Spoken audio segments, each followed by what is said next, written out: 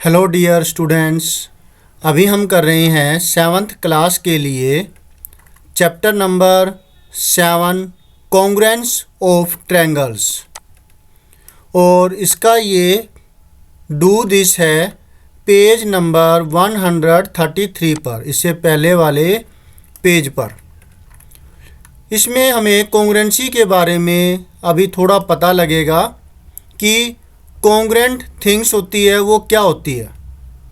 Question को देखते हैं तो ज़्यादा क्लैरिटी आएगी। देखिए,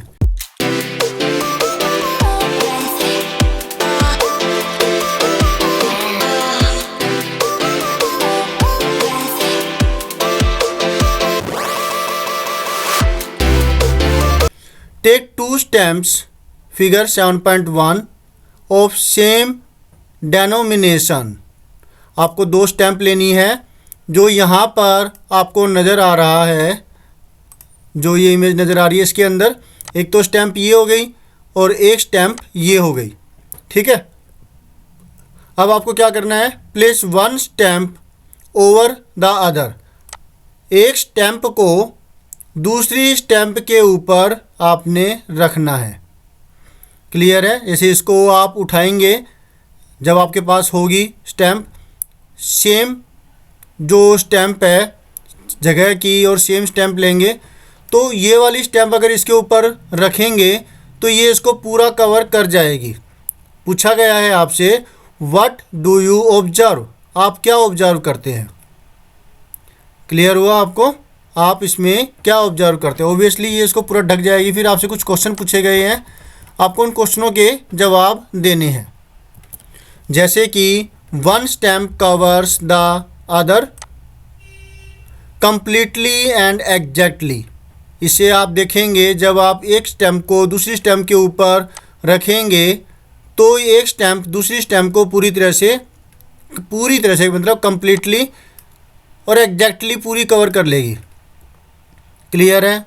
नीचे वाली स्टैम्प बिल्कुल भी दिखाई नहीं देगी।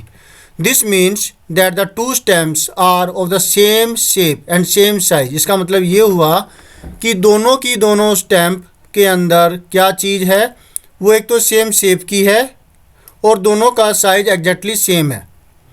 सच objects are said to be congruent. ऐसे ऑब्जेक्ट्स को कह सकते हैं हम कॉन्ग्रुएंट। एक एग्जांपल आप और भी ले सकते हैं, जैसे कि आपके दो हाथ है।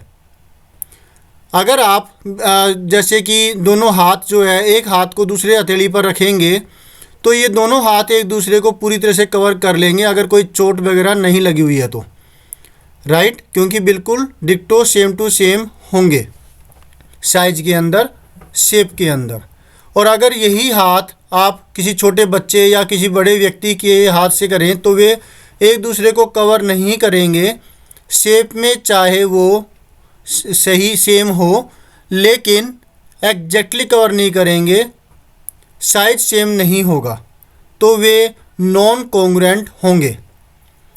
तो यहाँ पर जो टू स्टैम्प्स है, the two stamps used by you are congruent to one another. इससे यही कंक्लूजन निकलता है कि ये दोनों स्टैम्प्स, ये वाली और ये वाली, ये दोनों कॉन्ग्रुएंट है एक दूसरे के ऊपर।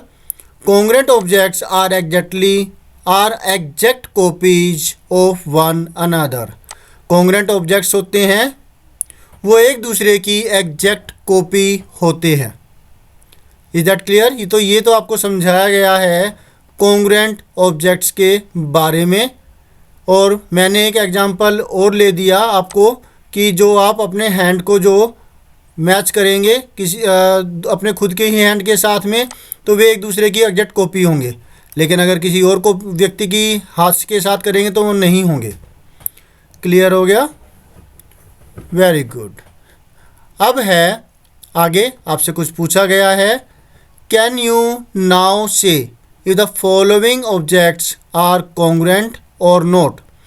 क्या अब आप बता सकते हैं कि जो नीचे ऑब्जेक्ट्स नज़र आ रहे हैं, नीचे जैसे कि ये ब्लेड नज़र आ रहे हैं, ये पेजेस नज़र आ रहे हैं, ये बिस्किट है किसी कंपनी के, वो नज़र आ रहे हैं, और यहाँ पे ये टॉय है। तीन हो गए, ये तीन, चार हो गए, सॉरी, चार ये और आपको इलस्ट्रेशन एग्जांपल्स दे रखे हैं, तो आपको बताना है कि ये कॉन्ग्रेंट है या कि नहीं।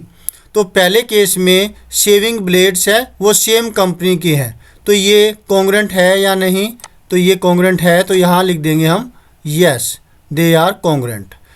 Sheets of same letter pad, अब ये लेटर पैड है जिसके अंदर कोई चीज़ लिखते हैं हम, या फिर जो ऑफिस वगैरह में होती हैं ऐसे, या फिर एक ही नोटबुक के पेजेस, राइट, तो वे क्या कॉन्ग्रेंट होंगे, तो ये भी कॉन्ग्रेंट होंगे। तो इसमें भी हम लिखेंगे यस। ओ ये तो थर्ड के लिए है, तो यहाँ लिख देंगे यस, इसके आगे आप, ठीक है, स्पेस बना करके और ऐसे निशान लगा देंगे और यहाँ लिख सकते हैं यस। या फिर नोटबुक में तो वो तो सिंपल इतना ही लिखा जाएगा यस। तो ये वाले क्वेश्चन तो टीचर्स कह देते हैं बुक में ही कर लो। अच्छा, biscuits in the same packet, जैसे पार्ले जी हो गया या फिर कोई बारबन नाम से ऐसे नाम से है, कोई और बिस्किट है, तो वो भी क्या होते हैं, एक बिस्किट का पैकेट के अंदर जो बिस्किट्स होते हैं वो एक दूसरे के कॉन्ग्रेंट होंगे अगर वे टूटे फूटे नहीं है तो। Is that clear? लेकिन दो कंपनियों के अलग अलग, एक पार्ले जी का ले लीजिए, एक कोई और कंपनी ले लीजिए, जैसे बारबन हो गया या कोई और है, बर्बन, मेरे को तो नाम ध्यान नहीं है क्या है उसका एक्चुअल, यही आसपास है, बर्बन है या बारबन है या जो भी है, कोई भी आप समझ सकते हैं, टाइगर बिस्किट है, तो वे एक दूसरे के कॉन्ग्रेंट नहीं होते। सेम बिस्किट जो है ये उसी पैकेट के हों तो फिर वे कॉन्ग्रेंट होंगे।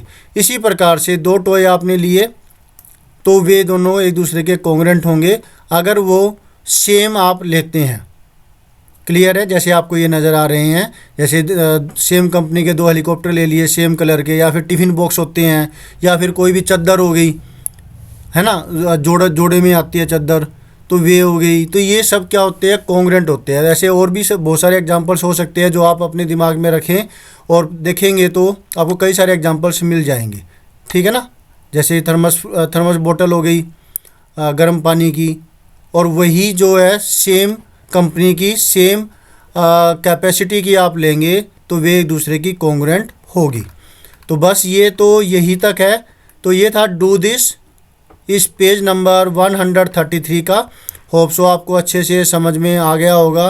कोई दिक्कत हो तो आप प्लीज़ कहिएगा, मैं पूरी कोशिश करूँगा आपके लिए ये जो प्रॉब्लम का सलूशन करने के लिए मैंने ये अलग से एक चैनल बनाया है ताकि सब जो वीडियोज़ है अच्छे तरीके से मैनेज हो जाए। 7th क्लास के चैनल पर और 8th क्लास के चैनल पर। इसी प्रकार से मैथ के अलावा जो सभी क्लासों के मैथ के चैनल है, कोशिश करूँगा आगे फ्यूचर में जैसे ही ये पूरा हो जाता है तो फिर वो बनाए जाएंगे, ठीक है ना।